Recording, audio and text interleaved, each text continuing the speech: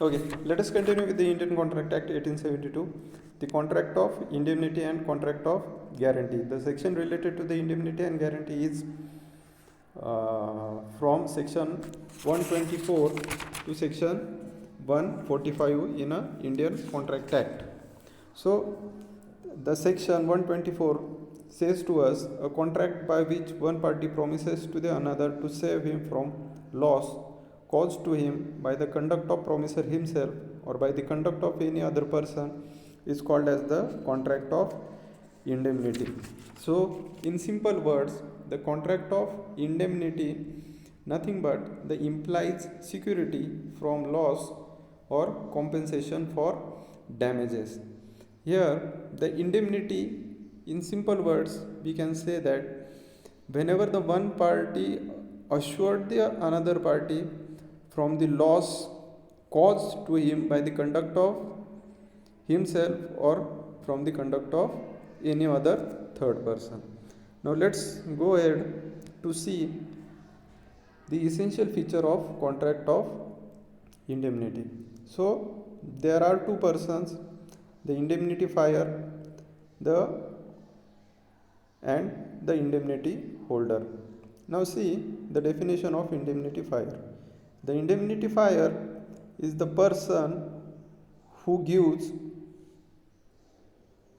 the indemnity, and the indemnity holder is the person to whom the default indemnity is given.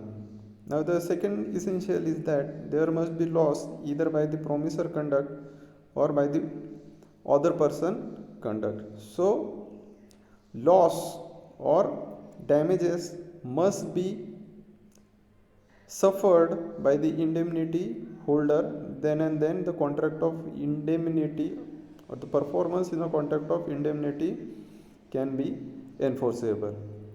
The third important point, it is a contingent contract by nature. Now see the contingent contract, it means that it depends upon happening or non happening of a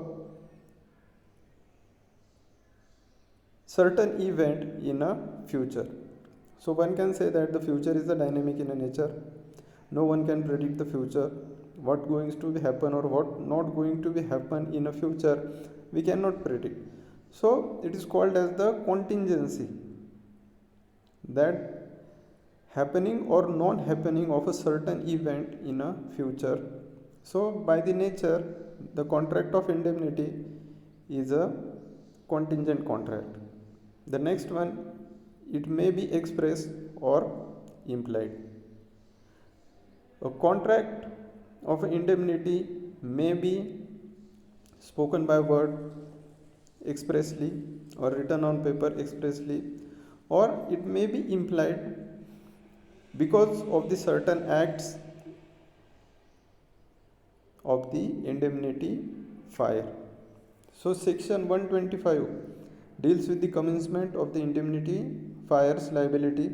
His liability commences when the event causing the loss occur or when the event saving the indemnified from the loss become impossible. Now here the most important thing that is required from the exam point of view is the rights of a indemnity holder. Section 125 throw lights on the right of indemnity holder.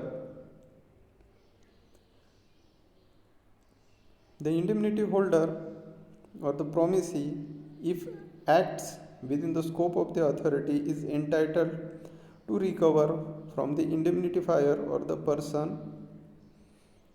First one is the damages. The second one is the cost. The third one is the all sum, and the fourth one is the suit for a